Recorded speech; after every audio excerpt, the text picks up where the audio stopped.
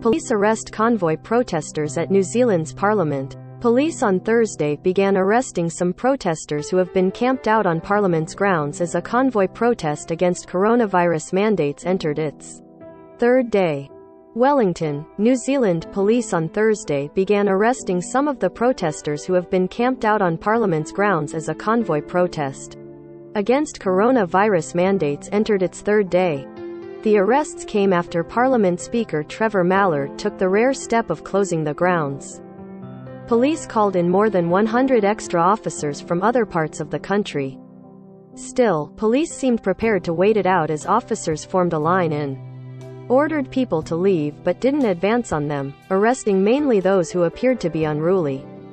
Police wore protective vests but didn't don riot gear or carry guns. Police said they had told everybody on the grounds they were trespassing.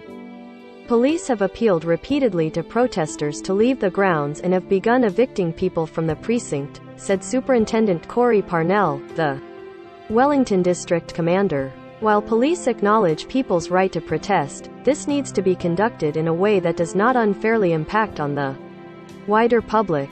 The protest began on Tuesday after more than 1,000 people driving cars and trucks from around the country converged on Parliament in a convoy inspired by protests in Canada and elsewhere around the world. The number of protesters had dwindled to a couple of hundred by Thursday.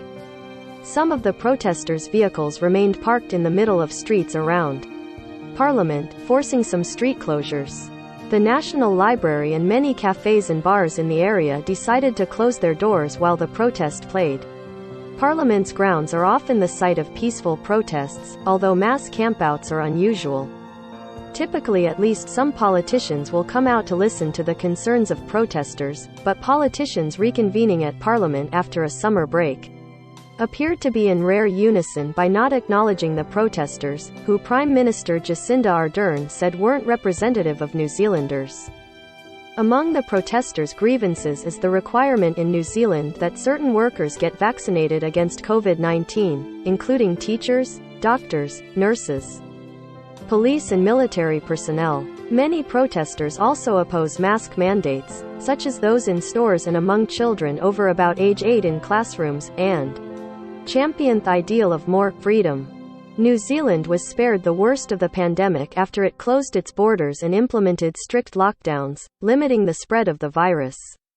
The nation has reported just 53 virus deaths among its population of 5 million. But some have grown weary of the restrictions. Ardern last week said the country would end its quarantine requirements for incoming travelers in stages as it reopened at its borders. With about 77% of New Zealanders vaccinated, Ardern has also promised she won't impose more lockdowns. Health officials have been reporting about 200 new virus cases each day as an outbreak of the Omicron variant grows. 16 people are currently hospitalized because of the virus. Wellington City Council spokesperson Richard McLean said it had not been ticketing illegally parked vehicles near Parliament due to concerns over staff safety but was considering its options to get the roads reopened in what remained a volatile situation. He said the council was advising people to avoid the